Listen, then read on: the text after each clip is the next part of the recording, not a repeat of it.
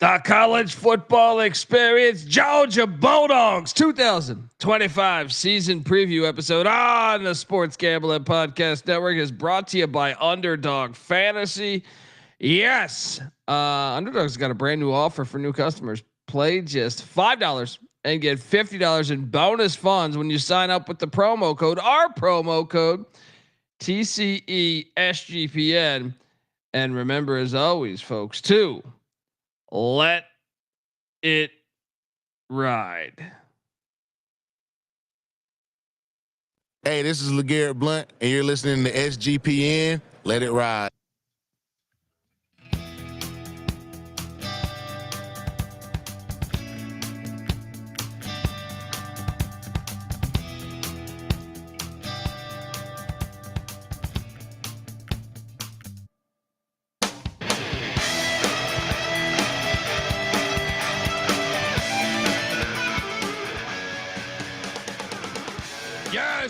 Yes.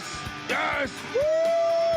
Welcome to the college football experience, Georgia Bulldogs 2025 season preview. Go Dawgs! I made the mistake of at ACC Media Days. I was talking to Haynes King, and I was in front of maybe 100 people or so, including all the Georgia Tech players on the stage, including their coach. And I said, Haynes, you played like a dog. Well, no, I think I recited the stats first. I think against Georgia, Haynes King had like 25 rushes for 130 some yards or something. I don't know. I recited the stats, so I pulled it up and I recited it. And I was my point I was trying to make was, are you content with that many quarterback rushes? But I never got there because I said you played like an absolute dog, and Brent Key took offense to that, even though he did not have a microphone. He then stepped in front of that and said, no, he did not. And then the room kind of looked at me like I'm an idiot. And I was an idiot because I wasn't, the pun was not, it was not intended. But anyway, these Dogs survived 8 overtimes against Georgia Tech. And these Dogs have been rolling ever since Kirby Smart came back home. Remember, he played for these Dogs back in the day. Man, he has been rolling, and they're one of the more exciting teams, I think, in college football over the past decade, especially if you're a fan. I guess most people, after a certain amount of winning, they start hating you. Yeah.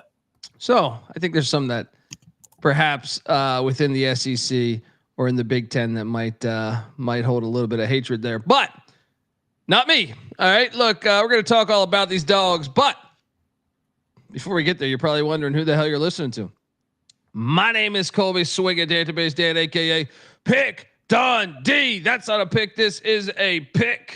He was raised in the land down under, where a man thinks on his feet, speaks with his fists, and lives by his wits. When Dundee happened, he was a superstar. I'm probably drinking too much and celebrating too much and not sleeping. Would have killed a normal man, but no, that's gone. The medical advice I got from that was like being hit by lightning. Pretend it never happened and get on with your life. Yes. 136 previews, 136 teams, basically an hour dedicated to every team. And look, there's already shit talk from Georgia Tech fans and Georgia fans in the chat. YouTube.com/the college experience. Get on over there. Shout out to everybody that makes college football so great. I am joined by my co-host. He is also the host of the college basketball experience. And hey, Snow White's doing a good job there with Blue Cane and company. When the basketball season goes live, we cover every single game for the whole season, every team, right? Just like we do for football, the FBS and the FCS. Give it up for former staffer at Austin Peay with the Governors, South Carolina with the Gamecocks, West Virginia with the Mountaineers, Ryan McIntyre, a.k.a. Monolon Mac. What's up, man? What is up, man? Love the Georgia Bulldogs, man. Athens, great town. Kirby Smart, legend. Let's go, baby. Let's talk about these Dogs. Mac tonight. Come on, make it Mac tonight. Amazing uniforms too. Always some of the best uniforms in college football, I feel like. You know, I love Georgia. Yeah. I'm a closet Georgia fan. I just love their fan base and just the culture down there. Logo, uniforms, the whole thing. I gotta be honest. When I think back about teams in my life that were just having great runs, they're one of the ones I would say doesn't really bother me. Like, obviously Nebraska drove me crazy, but I learned to respect it later in life. But when Nebraska was rolling, I mean, it pissed me off. Florida State, Florida. See, that's another thing I feel like I learned to appreciate Spurrier later in life. Because when he was dominating with the Gators, man, I'm sure these Georgia fans can relate. I really hated it. And same with Bowden at Florida State. So like, you're right. I feel like for somewhat of a dynasty that they've had going, I think they're one of the more likable dynasties in the history in my lifetime, at least, of college football. So shout out to that. And some of it has to do with those uniforms. Some of it has to do with those fans, and some of it has to do with Kirby Smart. Like, I think Kirby Smart is not only a fantastic coach, but now he is great at the politician role too, because we will talk about that at some point, but schedule. Well, he said some things for a reason, throughout the season last year, and they happened to come true this year. Santa Claus came coming. Yeah. But shout out to Kirby Smart, man. I think, I don't think we're saying anything outlandish by saying he's one of the best coaches in America. If you can make a strong argument, he is the best college football coach in the country. Now, I guess the naysayers would say, well, he did this when you could pay players before. We'll see how they could do it when rev sharing and all this other stuff. But either way, he's 105-19. Hasn't lost at home since 2019. Yeah. I mean, probably should have lost to Georgia Tech last year, but they found a way to get it done. Yeah. Obviously 15-0 in 2022, 13-1 in 23, and 11-3 in 24. Your thoughts on Coach Smart? It seems like you already kind of. Yeah, he's probably the best coach. Probably the best coach in the country. He's done an unbelievable job. 105-19, 62-11, back-to-back natties, multiple SEC titles. And you could argue maybe last year was maybe his best coaching job, because I did not think that roster was even close to what it was on the 2 national championships. They still sweep Texas, because Texas can't win a big game against anybody that has a little bit of toughness. And Kirby ended the 40-year national championship drought. They hadn't won since 1980. They win in 21, 22. I think the biggest thing is I just love watching their brand of football. They're always well coached defensively. They're tough, and they hit you in the mouth at the line of scrimmage. So, he's a football coach, man. Yeah, the chat's going. I mean, the chat is fucking bonkers today. Absolutely bonkers today. Shout out to the chat. Come be a part of this. I don't know. How could he not be a top 10 guy? I mean, come on. He won 2 natties at Georgia. I mean, look, even if you're building the argument, even if you're building this argument of, well, the SEC was paying players where the other conferences weren't, which I do believe is accurate, right? Yeah. Mark Richt was doing the same thing, right? I mean, it's not like Kirby Smart came in and changed it. Like he made it work. He made it work, and he beat all those other SEC teams. Some of the, with exception, I guess Bama would be the one that gave him the most trouble, being that Saban was his predecessor. But how many of those 19 losses are to Alabama? That kind of just hit me. A good amount. You're aiming to get us a lot of 1 stars. that A word, Alabama's been the one Achilles heel for Kirby. But he beat him in the natty. So they always will have that one. Well, if you go listen to our Florida episode, an SGPN DGen Doc podcast came on the show, and his argument. Now, he is a full-on Florida fan, so take it with a large grain of salt. He's like, look, Georgia's been living off the fact they were like buying players and now that there's rev share and now every team can do it, you're going to see Georgia, deteriorate from the top. And I don't buy it. But but I understand in a Florida fan's mind, that's what it needs to be like. The way that's what makes college football so great is you need to be like, yeah, this is what's happening. That's what's happening down there in Athens. All right, we got Napier. What's happening down there in Athens? He's scared. They're goddamn speeding through every damn speed zone, right? They can't do a damn thing down there. This is our time. So that's what makes college football so great. But he stared me right in the face and told me that. And look, God bless the man. But I'm saying, I'm just like, Georgia does pretty good on the high school football front.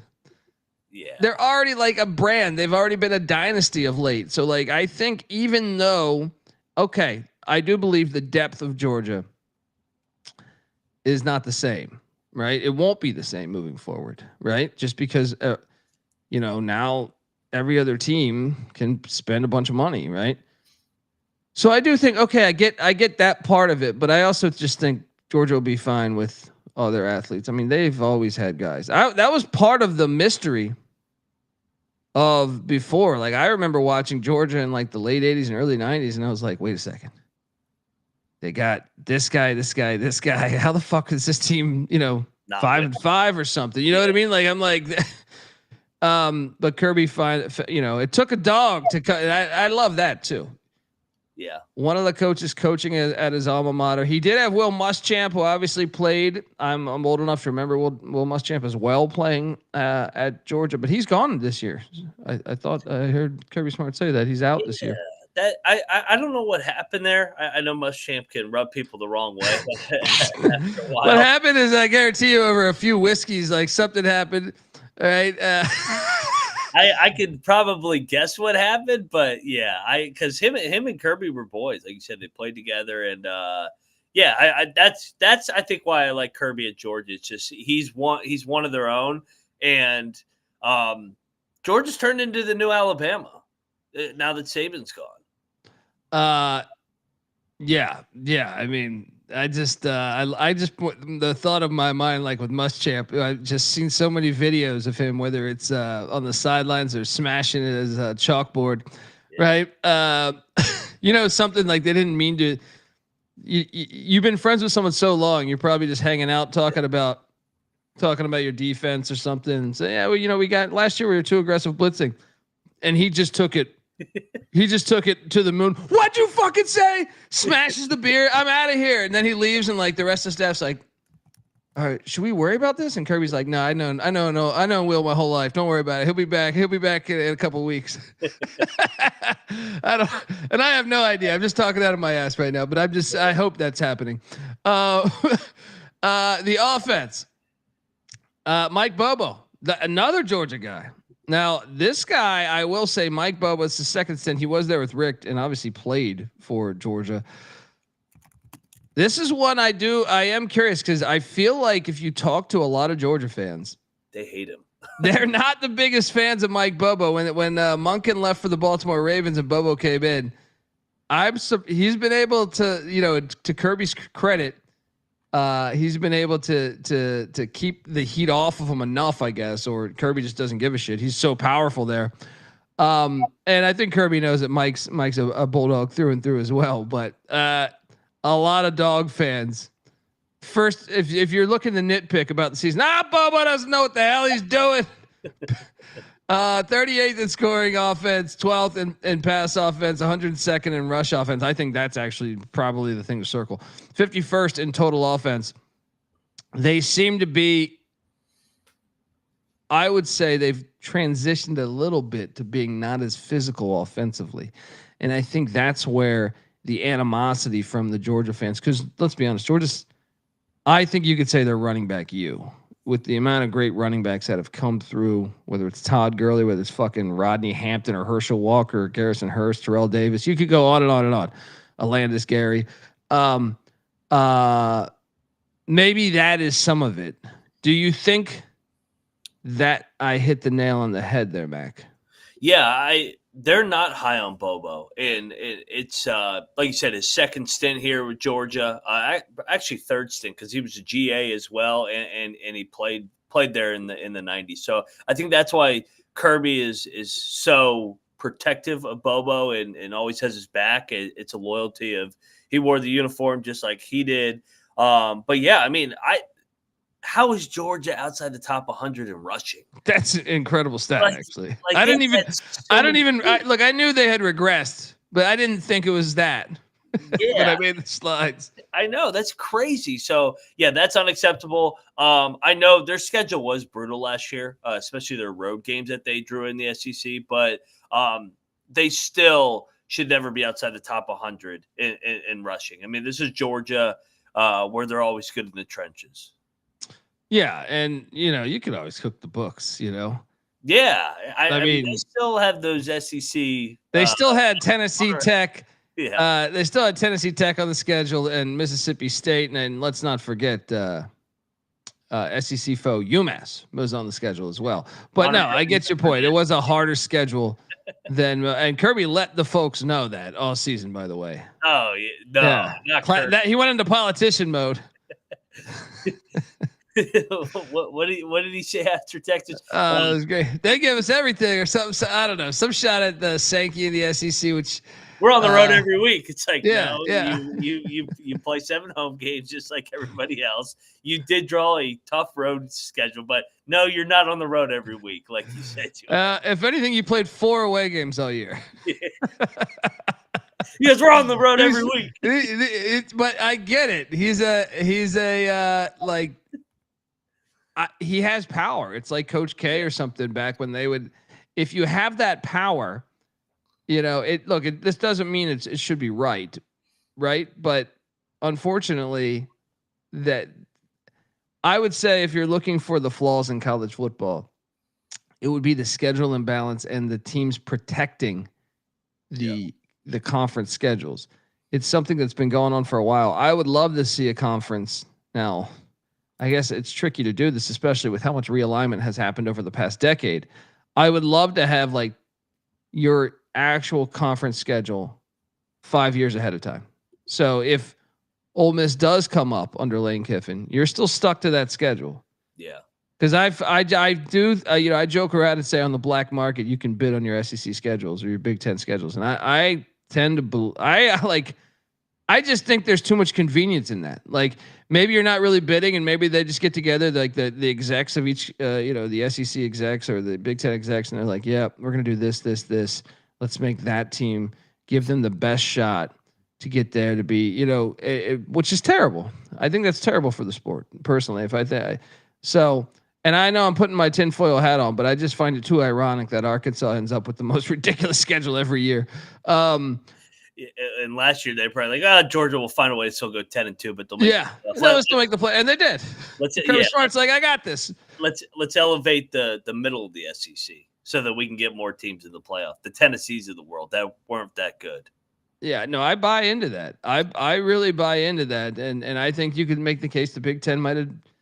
Say, this is like a long term. This is a lot of different conferences historically, I think, have done this. But anyway, the offense with Mike Bobo. Gunner Stockton is the new quarterback in town. 3 touchdowns, 2 interceptions. That's, man, I'll say this. What a name. What a name. What a guy. I know is it accurate to say the season rides on if they're going to commit to passing the ball that much? And I know they brought in some wideouts, which we'll get to. Damn, they're putting a lot of faith in a guy that's 3 touchdowns and 2 interceptions. Yeah. Like they obviously Carson Beck goes to Miami, Jaden Rashada. I don't even know. He transfers again. That guy transfers every week. But I'm serious. Like shit. My head already hurts thinking about like where he was at. It was like, didn't he sign his letter of intent at Miami? Then he flipped to Florida. Then he get paid at Florida. They left for Arizona State. For Georgia. Said, okay, Arizona State makes the playoff. Every team does great after he leaves, by the way. And then, actually take Georgia to win the Natty because Rashada left. Yep. That's the handicap. We can end this episode right now.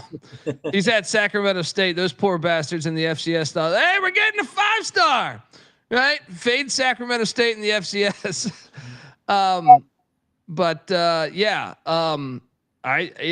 That's what makes this season, I'd say, more compelling. Yes, you're starting to see I do believe there's validity into all these teams paying players now. So you get more, unknown as far as each team.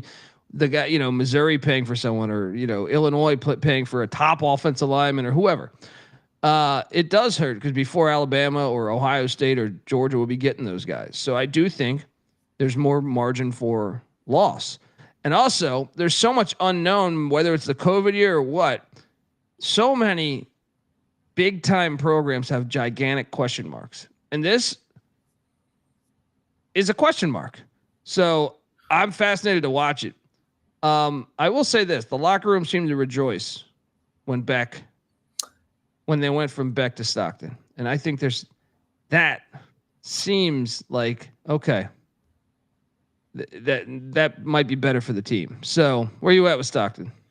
Yeah. So I've heard a lot of criticism of Stockton this offseason, and I want to defend the guy because he was dealt a tough hand last year. I mean, he didn't come in and relieve Carson Beck against Mississippi State. He came in the SEC championship midway through the game, and I thought he played pretty well. They beat Texas, and then they went on to lose to Notre Dame.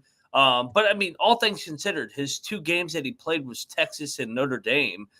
He didn't really get the ramp up or ease him into a situation. I'm with you. I think the locker room likes Stockton. Stockton's more of that Georgia blue collar toughness, and Carson Beck, who's kind of more that Hollywood TMZ type feel. So I think Stockton has his limitations, but I think he's got a little bit of that grit, maybe that Stetson Bennett had before Carson Beck. Yeah. Now he steps into an offense that returns Tate Frazier at the running back spot. They have 2 stud tight ends in Delpit Lucky, and then right tackle Ernest Green and kicker Peyton Woodring. They hit the portal to get him some wideouts. Maybe that was the problem. They first brought in running back Josh McCray from Illinois. That could be a nice get for them as well. Zachariah Branch, who at times looked like the best receiver in America. I mean, like certain plays, he would pop off screen. I mean, where he looked like Reggie. I mean, I don't want to say Reggie Bush because he was a wideout. He looked like, I don't know, Eric Metcalf or something.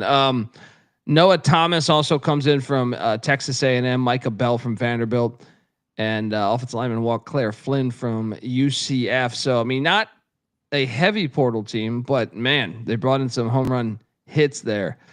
Do you think the offense will be better than 51st, Mac?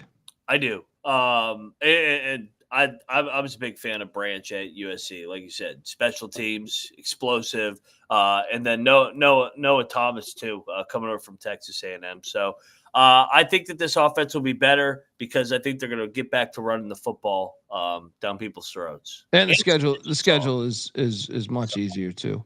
They got a great schedule this year. Good job, Kirby. Yeah, he did. I mean. He did his job, man. Yeah, I'm with you. I think they'll be much more improved on offense as well. I will say this though, there is some validity into. I was looking at the stats from Stockton, and then I went down a rabbit hole on each game last season.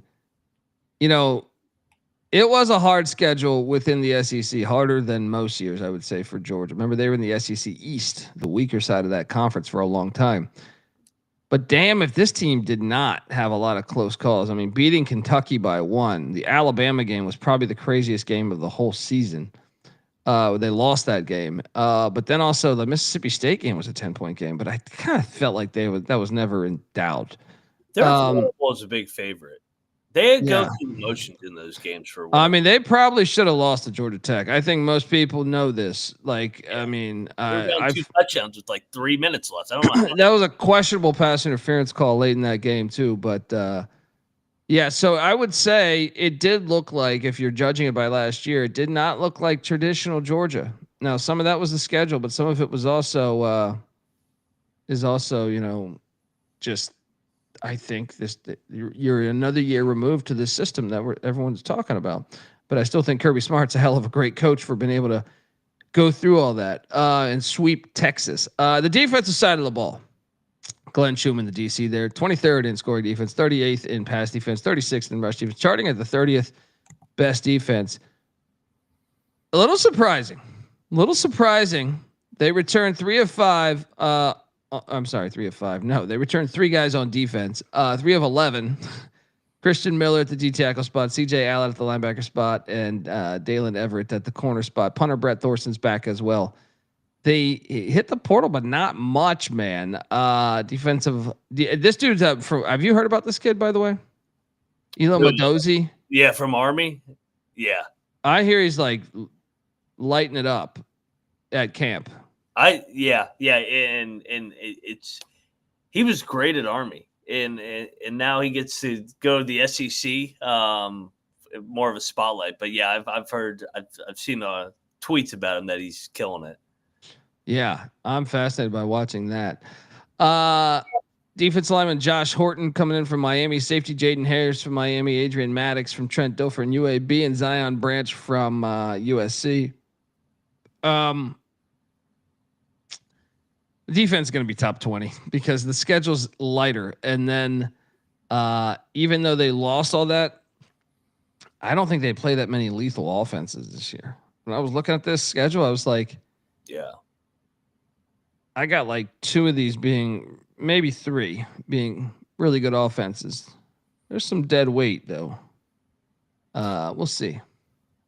I was trying to think like who's a returning quarterback on their schedule? Haynes, King, and Lagway.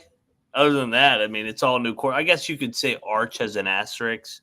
But yeah, I think the defense. I mean, Glenn Schumann is the defensive coordinator, but we all know who's running the defense. It's Kirby. So I think the defense will be better. Those numbers are down from Georgia. It's kind of amazing that they won the SEC with having a down defense for their standards and then a rushing attack that was out of the top 100. So it is true. It is very true. That's what I mean. Like I actually think it was maybe Kirby's best coaching job last year. And I think he said that too. Yeah, no, I think there's some validity in that. Folks, want to tell you that these Georgia Bulldogs college football experience 2025 season preview episodes brought to you by mybookie.ag. Yes. Look, MyBookie is your place to bet on all these summer sports: MLB, CFL, WNBA, dildo color, golf, tennis, racing, all the summer sports, man. And of course college football futures, but we're close, man. We're close to getting games kicked off here. You can easily deposit, get lightning fast payouts using crypto. So head on over to mybookie.ag. And when you do, use our promo code TCESGPN for 100% deposit match up to $1,000. Terms and conditions apply. That's mybookie.ag, promo code TCESGPN. We're also brought to you by Rhythm. Yes, Rhythm's college football models are back and they are live. And last season, they were fire with their predictive models. 21.47% ROI on non-conference spreads, 22.47% ROI on in-conference money lines. And they killed it on the FCS totals as well. And man, week 0 and week 1, Rhythm's house model went 16-4 ATS last season, 11.6 units gained and a 52% ROI. Go to the app now and make your own model as the predictions are live. All right. Sportsgamblingpodcast.com/rhythm. That's RITHMM. That's sportsgamblingpodcast.com/rhythm. All right. We are back. And we're both agreeing a lot. The offense will be better. The defense will be better. But we also talk state of the program, and we're going to go through every game on the schedule. State of the program is always good when Kirby Smart's there. They always have great fans, and they also play at this stadium, Sanford Stadium, 110 years young. 10. Now, it is not, I will say this, it is not a top 10 college football stadium to me, but it is top 20, probably top 25. So I hope that's not a backwards compliment, but it might come off that way. But this place is magical between the hedges. I love this stadium.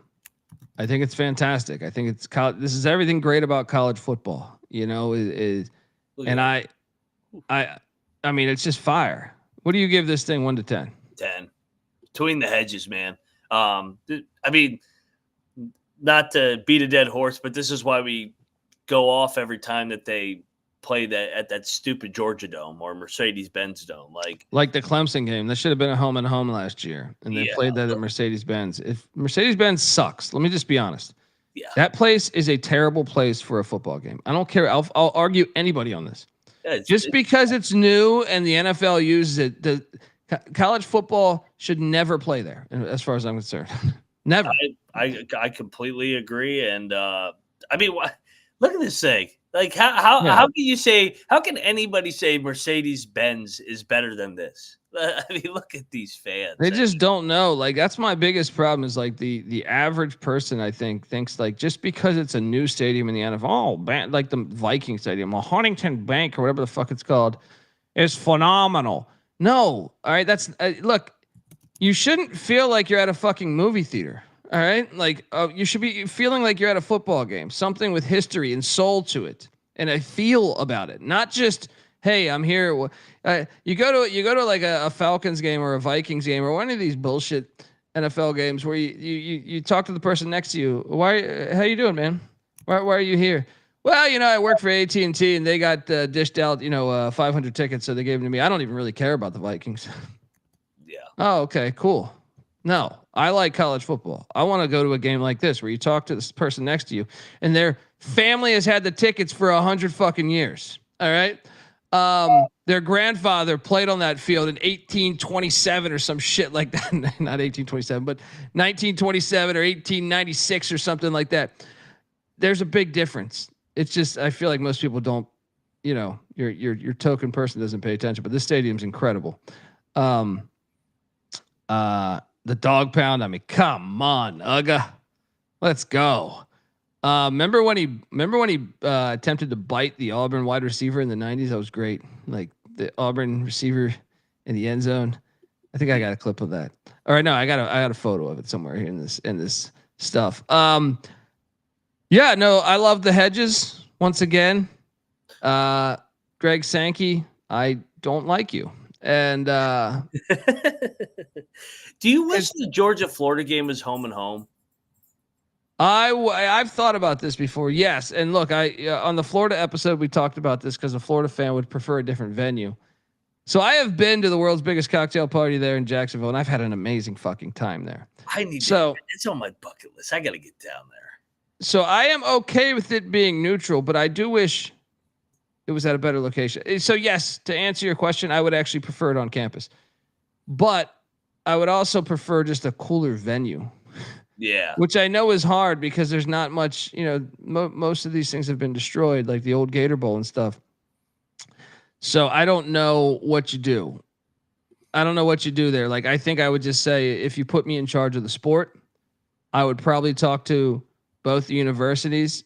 And if they're hell bent on it staying at the Jacksonville Jaguar Stadium, then I'd be like, okay. But I would come in there saying we should just play this thing at home because our fan base. But I will say, having been to that game in Jacksonville, it is an awesome experience. You should go. Everyone listening to this should go, as well as the Sanford Stadium. So I may stick down there this year that's been on my bucket list to go to the largest cocktail game. You should pay attention to what Florida's record is before that. I wouldn't commit. I would not commit to that with Florida's schedule. Like, there's a chance that team quits and Napier's fired. So like by the time that thing comes around, there's a chance of that. And then all of a sudden that game seems. That's the thing I learned about picking your tickets ahead of time. Like, so sometimes you go too far ahead of time. I actually firmly believe this. A lot of people disagree with me. When I travel, like I went through Europe with my brother, and he plans everything. Yeah. Right. So he had all these spots planned. And I don't do that. Right. I don't do that. I learned through, maybe it was my just years of doing stand up where I like to see the layout first, then. So, but it actually worked to my favor. And I think he would tell you this, like in Europe, he was like, yeah, I made the mistake. So he was staying at places like 15 miles outside of the city. Yeah. You know what I mean? So like me, I was like, I showed up to the city. I was like, nah, I'm gonna stay at this hotel, man. I'll see you tomorrow morning. Like this is right outside the bar. I can just stumble back. Yeah. Now probably a little more expensive. But college football, same situation. I remember getting the Penn State, Nebraska tickets, and then that Sandusky shit went down. So I still have never been to Penn State because I was like, man, the hell with that. The media went so crazy. The hotel rooms became like $1,000, and even if I had a hotel room locked up, I didn't want to be a part of that disaster. You know what I mean? Like I didn't want to be like we already had people protesting and stuff, and I was just like, damn. So, food for thought. I mean, you don't care what the records are. I just wanted to see Georgia and Florida. Yeah. I want to go. I want to be a part of the festivities. Yeah, no, that's fair. Now I will say this: how many has Kirby won in a row against Florida? 7 out of 8. He's that's why DJ and Doc is so bitter that talking about Georgia when Georgia's been smacking Florida around for a minute now here. Yeah, look at Sanford Stadium back in the day. Let's go. That's the coolest thing, man. Is look at this. This is the same field that fucking Fran Tarkenton was playing on. You know what I mean? Like this is the evolution of it is awesome, and it's very unique, and it's one of the more unique American traditions, I would say. Go to a game. Got to get to a game. Yeah. I'm in driving distance too now. So let's go. Look at this shit. I was trying to shit on Sankey, by the way. Sankey, Georgia fans have stormed the field, but they haven't stormed in a while now because they've been so good. They expect to beat everybody, right? They get stormed on, but storming the field is in the fabric and the history of college football and college athletics. If Sankey really wanted to stop this thing, he would just put hedges on each side of every stadium. Hey guys, put some hedges in. But no, he's just terrible. He's from Syracuse. He's trying to turn this thing into the NFL. We don't want it the NFL. All right. If this becomes the NFL, I will not watch. All right. Yeah, I stormed the field. Now, obviously, you host Texas, and if Texas is number 1 in the nation this season, or Alabama's number 1 in the nation, you might as well storm. You're gonna have that memory your whole life. All right, Parlay P saying you can't storm in Athens with the hedges. I beg to differ. In fact, there's proof out there. It's just a little more challenging. it's like Auburn where you got to leap. Alcohol is undefeated against hedges. Well, I don't know about undefeated. I think they might have lost a couple, but they're hitting at like a 90% rate. It's great. Man, shout out to Dog Nation though. Just look at those fans. Look at the stadium back in the day too, man. It's just it's phenomenal. Yeah, get out to a game. I don't care where you live. I don't care if you're living in Thailand. Get out to a game in at Sanford Stadium. They do college football right. These dogs do college football right. I put a lot of photos here because I love this thing. Like it's one of my kids or something. I'm trying to protect this. All right. I'll stand out there. They go to bulldoze that thing. I'd be that activist in like up in like that's from like the Bay Area or something that's in front of these trees. Don't you dare destroy these trees. You're gonna have to bulldoze me. Look at these people. Hopefully they'll be behind me. All right. I need to go hang out with those guys. It's like a good time, dude. Georgia fans are the best. Yeah. I mean, just fantastic stuff, man. They get it. Look at this, man. I mean, go there, get some Jaeger bombs. Boom. Next thing you know, state of the program, 10 of 10. Yeah. Yeah. I don't know how you say otherwise. So. Anytime you have a quote unquote down year and you still win the SEC championship, it's a 10 out of 10. Cody Fraser saying GBO really hates Georgia, as he should. He's a Tennessee fan. It's why they haven't beat Georgia since like what? Fucking like George Bush Jr.'s reign. Georgia's been beating Tennessee. Both Trump's administration, Biden, Obama. I mean, you got to go back. That's how it's supposed to work, though. And I say this as someone that loves college football from a bird's eye point of view. That's why we love the sport, is because he should be pissed off. All right. Let's go. Let's talk about this schedule. But before we do that, I want to let you know that the college football experience, Georgia Bulldogs style, is brought to you by Circa Millions and Circa Survivor. The world's greatest sportsbook, Circa Las Vegas, is hosting the world's biggest pro football contest, Circa Million, Circa Survivor, and Circa Grandissimo. With over $21 million in guaranteed prizes, you can't call yourself a true DGen if you're not competing in the Circa football contest. Come hang out with SGPN at the Circa contest weekend next week, August 21st to August 23rd. Of course, myself, Moneyline Mac, will be there doing live shows covering week 0 college football.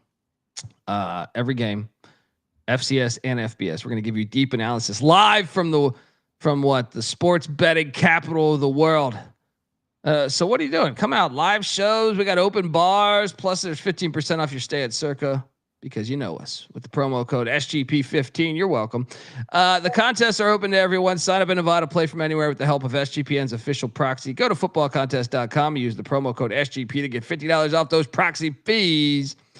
We're also brought to you by Underdog Fantasy. Yes, Underdog Best Ball Mania is happening all summer long, giving away $15 million in prizes, including $2 million to first place. There's no waiver wire, no arguments about trades. Best ball is the best way to play fantasy football, folks. So jump on over there, underdogfantasy.com. And guess what? They got a brand new offer for new customers. Pay just $5 and get $50 in bonus funds when you sign up with the promo code TCESGPN. All right. We are back. Did they get Kirby his first season? They might have. They might have. I can't remember. So they got him year 1, and then they haven't. What was the score of that game? What was the score of that game? Is that the year they won on the fucking Hail Mary? Remember the Hail Mary? They did. I thought that was Butch Jones, though. I think Butch got him. 2016. That was the Hail Mary game? That game was ridiculous. Yeah. And then the next year it was 41-0, 38-12, 43-14, 44-21, 41-17.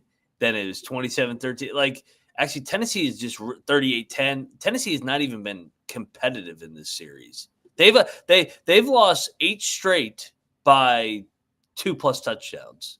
Sorry, GBO. Well, you know why Georgia lost that game was Mel Tucker was on staff. Yeah. It's got to be what happened there. Worst coach. Yeah. Football. That game was ridiculous. God, yeah. I love this sport, man. That game was absolutely ridiculous. Was that Dawgs that threw that? That was. That game was absolutely fucking insane. Let's get to the schedule, man. Week 1.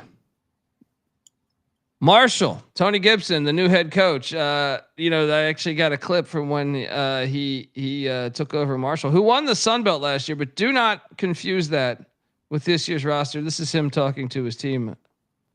And you know what? I'm jacked about another opportunity. I'm like, let's go. Now, I met with the team. There is no team. Marshall's entire team transferred to Southern Miss. I shit you not. Yeah. So, good luck. Good luck here. The spread is 39.5 for a reason. You know what sucks, man, is if Charles Huff had stayed at Marshall, this actually would have been a decent game. Now Georgia would still be winning this thing, but I like you saw Marshall beat Notre Dame at Notre Dame, right? I actually think this one would have a chance of being interesting because Marshall's was going to be returning so much, but now they're at Southern Miss, and you'll probably see them beat Mississippi State week 1. I actually laid the points here, I think. The only thing though is Kirby is horrible in these big spread games. I think he's like 2-18 in these Well, he calls off the Dawgs. Yeah, he actually pun intended that one. Yeah, he believes in sportsmanship. I guess is what Kirby. Well, does. Why get a guy injured? Yeah. This is Georgia won. Yeah, I think Marshall might be the worst team in the Sun Belt this year.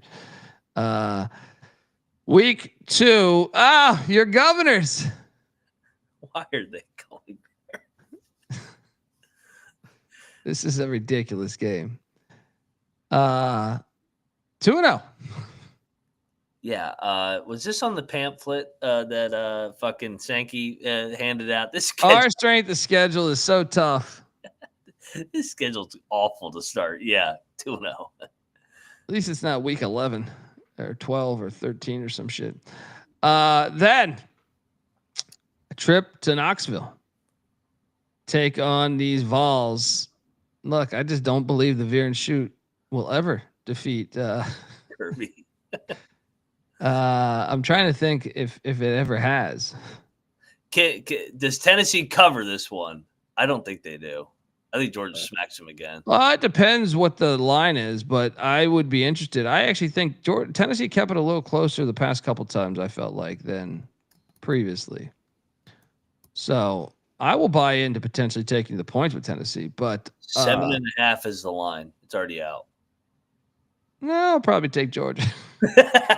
But if it changes, if you're telling me I'm getting like 10.5 by the time it comes there, I think I would take the Vols. So 3-0. 3-0. Then bye week there. Shout out to the great Fran Tarkenton, Georgia Bulldog great. Come out of the bye week and roll tide. Honestly, like when you look back at last season, I know each college football season has so many great fucking games. This game, oh my head hurts thinking about this game. What'd they blow? Like a 28-point lead? It's 28-0. Like in the blink of an eye. It was honestly kind of shocking that a Georgia team could ever be down 4 touchdowns. And then they came back and took the lead. Yeah, that game was insane. That was an insane football game. Give me these Dogs. Yeah. Off the bye. We know the stat, how Kirby struggled with Bama. I think Kirby's and them guys are going to put a beating on him. And Parlay P makes a good point. This is the first time that Kirby's gotten Alabama in Athens. Hold on here. That's ridiculous. Like Kirby's been there 9 years. What are we talking about? Yeah. I think he's is right. Is that in the pamphlet? I think he is right too. Yeah. But is that in the pamphlet? Yeah. Because how's that even possible? Yeah. Shame on the SEC. How has Alabama not gone to Georgia during this? That's insane. That's insane. You know why? Who's the coach at Alabama all these years? Oh yeah, don't put Saban in between the hedges. All right, don't do that. It'll be too dicey for him.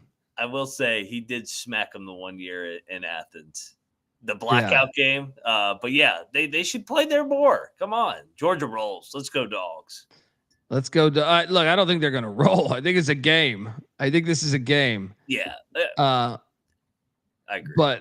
But I'm taking Georgia to get this. But I fully expect this to be like tied up with 5 minutes left.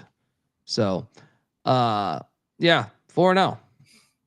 Then these Kentucky Wildcats come into Athens.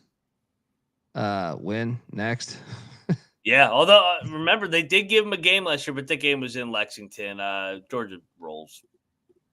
So what is that? 5-0. Yep. Then a trip to Jordan Hare Stadium, Deep South's oldest rivalry. This is the one. It's been a while. What is this series, by the way? I feel like Auburn stormed against them multiple times. Well, I know historically, but I'm saying like when's the last time Auburn beat them? Like 16, maybe 17, 15. Didn't they used to play this every year? They do play it every year. Did they play last year? Did they not? I don't think they. Oh no, yeah, they did. They played early. Yeah, they do play this every year. Yeah, this is a great game. There's been so many memories. Remember the tip ball game? Georgia fans don't want me to talk about that. What Auburn's Malzahn year. The sport's incredible, right? Yeah. I got Auburn storming the field here. This is like the I do too. I do too. Hugh Freeze will get up for a big game, so this will be the one that saves his job. Look, I'm sitting there. And I'll be honest. I'm going to tip my hand. I have Georgia favored in every game, so I'm like, I don't see them going 12-0 because I don't think their roster is as loaded as it's been in years past.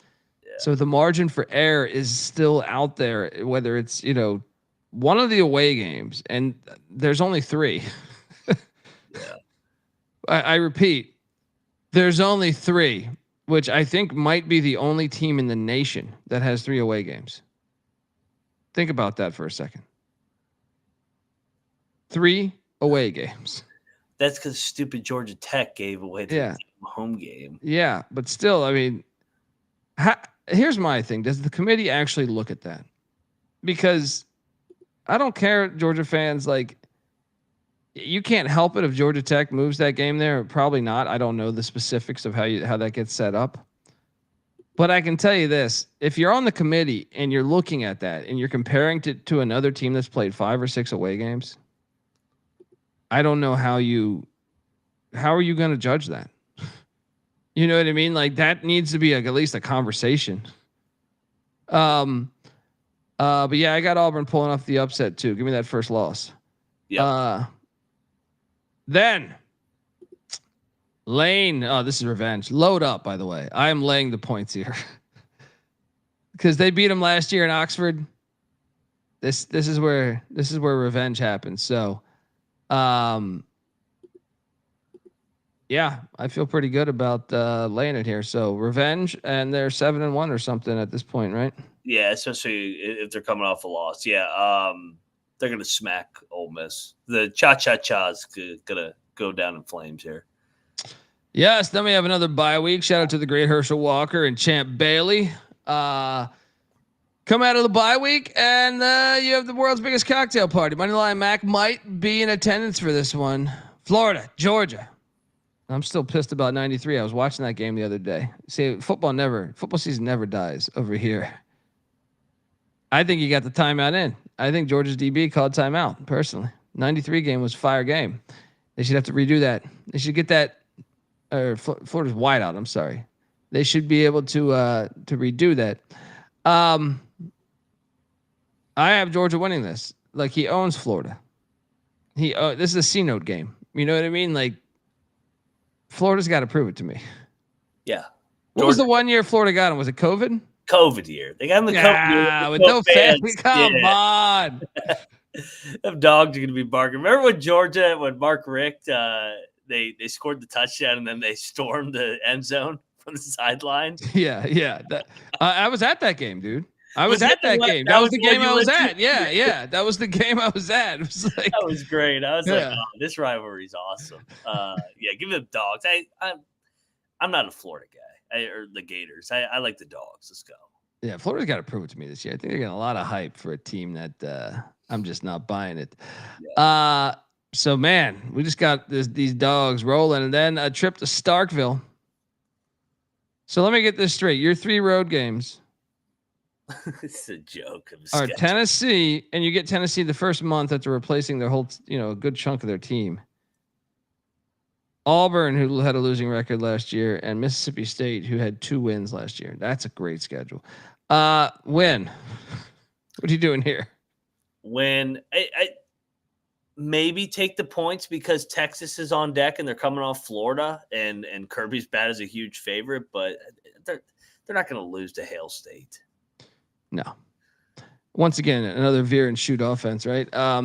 Then we got the game. Steve Sarkisian, Arch Manning. You're not taking down Kirby Smart. Get this Longhorn bullshit out of here, with the exception of Max giving us $100 yesterday. Appreciate you, Max. Cover your ears, Max. Horns up. Cover your ears. Dogs roll. I think Sarkisian is a very overrated football coach. I think the world, I can't take these. I read all these coaching lists, top 10 coaches.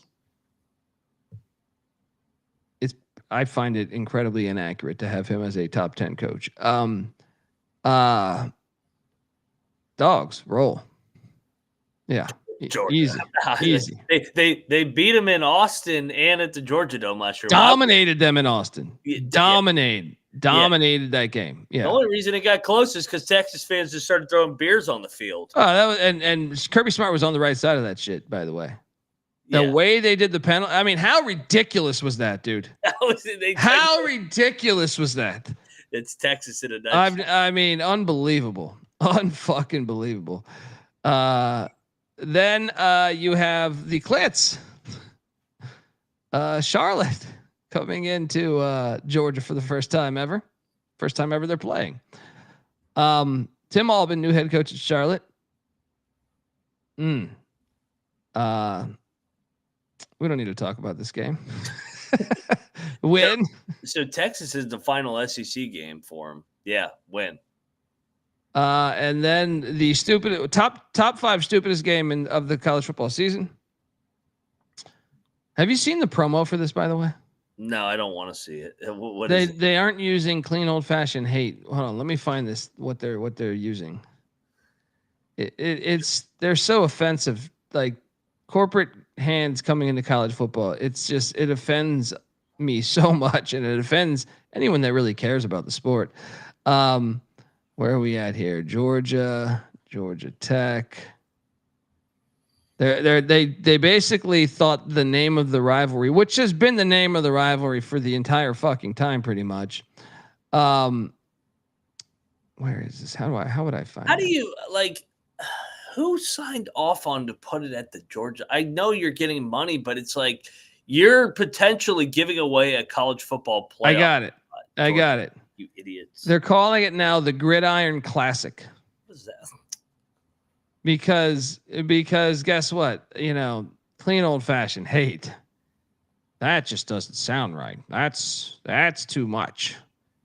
What happens? That's too. You can't do that with Mercedes' name attached to that. So with Mercedes' name attached to it, we have to change the rivalry to the Atlanta Gridiron Classic. Are you going? This game sucks. Fuck this game. Yeah. Now I did ask Brent Key about this game. He said, we're ready to play anybody. We'll play them at a park. But it does suck. I think for Georgia Tech, this absolutely is people are talking like Georgia Tech could be a fringe playoff team because of the ACC thing, right? Because like they could get to the ACC championship potentially and with or without this game, but this could potentially hurt if they were to lose in the ACC championship and they lose this game. This is a very pivotal moment where you feel like a lot of America will be watching this game like it was last season. And to move it out of Bobby Dodd, which is a great stadium too. I know, cover your ears, Georgia fans, but I love Bobby Dodd. I love Sanford Stadium. And to put it at this piece of shit that is so, first off, they have red seats because the Falcons play there. Also, you're going to invite basically a shit ton of Georgia fans. It just ruins college football. We want to see the college football environments. You know what I mean? Like we want to see each stadium rocking. Remember when Georgia Tech upset Florida State on that Thursday night? They returned that block kick all the way back to. That place was incredible. And you deprive us of that for this. The sport suffers. I don't even want to talk about this. I have Georgia winning. And this game sucks. Well, top 10 dumbest games of the season. So cosign. Yeah, this is awful. Georgia gets it done. 11-1 for me. 11-1 for you. Yeah, more agreeing. We've had people say these guys agree too much. What do you want us to argue that Georgia's going to go 8-4? Yeah, sometimes we just see eye to eye. The win total is 9.5. They're plus 650 to win the Natty. They're plus 290 to win the SEC. They're minus 265 to make the CFP. This schedule's incredible. You have one road game every 4 weeks. What's the path to 9-3? I don't get it, man. You'd have to lose to like Tennessee, Auburn, and then like Bama or Texas. Yeah, I'm gonna lock the over. Or maybe the cocktail party. Maybe the cocktail party. I'm thinking. I got them favored in all 12 games. I'm locking the over too. This is ridiculous. Yeah, and I'll take them to win the SEC again because it'll be a home game again. Well, that's where it gets a little tricky to me though, because I think it might be hard to beat Alabama twice. If Bama's in there, I mean, even Texas, it was the second time was harder. But I think the best play on the board is just I'm going to lock up the over. I just can't see a world where they lose 3 games with this schedule. Yeah, I mean, this is a great schedule. They're going to play. What is the hardest 2-game stretch? Once again, like there's a bye week between Tennessee and Alabama, so that doesn't count. There's a bye week between Ole Miss and Florida, so that doesn't count. They have 0 2 games in a row that are tough. Probably Auburn and Ole Miss, and that's like I mean we have them tripping up. Yeah, actually, that is the one. Yeah, that is the one. But what if Auburn's not good? Like they haven't been for 3 or 4 years. Yeah, and Ole Miss will never win at Georgia with the cha-cha-cha. Like that doesn't win in between the hedges. So, yeah, this schedule's great. Well done, Kirby. he lobbied for this. This thing happened when he made those statements on live TV in that Texas game. Greg Sankey flared up and then said, Mr. Smart, we will address this. All right. We will address this. My apologies. Good old Smash. Lock it up. I feel very good about this. Folks, we got the Vanderbilt Commodores coming up in about 15 minutes. But lock up this over. And in case you are interested in the 650 to win the Natty, it's appealing because Jaden Rashada transferred out. So there's always that. There's the Rashada bump. Yeah. Yeah, I put together a nice slideshow on the history of Georgia football on the way out here. YouTube.com/The College Experience. We're breaking out all 136 teams. We got the Vanderbilt Commodores next, and we're gonna try to get Michigan done tonight as well. So there you go, and we got a shit ton coming tomorrow. Give Moneyline Mac a follow on Twitter at Moneyline_Mac. I'm on Twitter at the Colby D. The College Football Experience is on Twitter at TCE on SGPN. And make sure, it's great to YouTube. I highly recommend watching it on YouTube and because you get all of our stuff, college baseball experience, college basketball experience, college football experience. We've been doing this for years, but we have some secret tapes on the audio side, iTunes, Spotify, sit downs with head coaches, conference commissioners. So go check out that, please. If you can, give us 5 stars over there as well. Appreciate everyone tuning in. I can't wait for the season. Shout out to Parlay P giving us $20 there, man. Kirby's about to remind everyone what's up. Love you guys. Come visit Athens this season. Yes, we need to, man. We need to get out to a game, folks. Nothing is as good as live college football. All right, and you got to go. I don't care where you're at. Even if if you're listening to this, even if you can't get to Sanford Stadium, if you're wherever. Get out to a college football game. I don't care if it's D3, all right, NAIA. Get out to a college football game, folks. This is the College Football Experience, Georgia Bulldog style. See you in about 10 minutes talking Vanderbilt. You better start thinking about yours. And we out of here.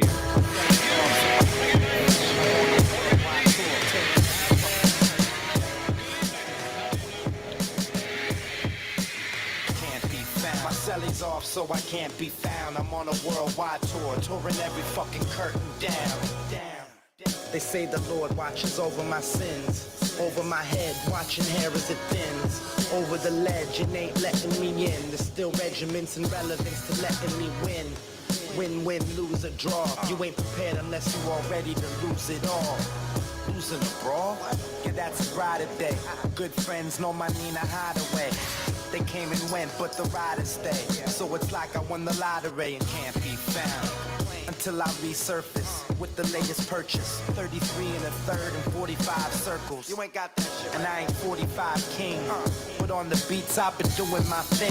I start the program and the doorbell ring. I gotta leave town to a place I can't be found. My celly's off, so I can't be found. I'm on a worldwide tour, touring every fucking curtain down.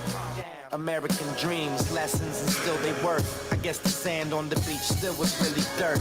Now I'm going home, flying over Rome at 30,000 feet. Like, damn, is that really Earth? I see the killers work on walls, familiar turf. Got a little school in graph, 101 was first. Got a little school in math, didn't really work. But put the numbers on the block and I make them hurt. Any block is my stomping ground where my people lay low so they can't be found. They don't wanna be, ain't from the crew, but I'm honorary. Liquid, solar sad, psycho harmony. Type of armory that's more than a shield. Type of armory's DeLorean steel. Type of warrior's ill. So true to my sound, but dig deep so it can't be found. My celly's off so I can't be found. I'm on a worldwide tour, touring every fucking curtain down. It's the revenge of our stealth, the intelligence plane. Obama, a manifestation of karma. The far left, low keys, let it be. Listen, whispering words of wisdom. Ghost dog breathe in the shadow of leaves. Same darkness hides criminals, crooks, and thieves. Special forces, black ops. Bad brains, fishbone, black rock. Matter of fact, Chuck Berry and James Brown. But most of the true story can't be found. Unchained melodies inscribed to freestyle. I rock raw mosaics more potent with each style. Crack the system more open with each file. Upgrades and free hotels with these miles. Expansion team dilated peoples in town. If there's a better sound in it, can't be found. My celly's off so I can't be found. I'm on a worldwide tour, touring every fucking curtain down. Untitled name, Beatles. I'm gonna tell you about it now.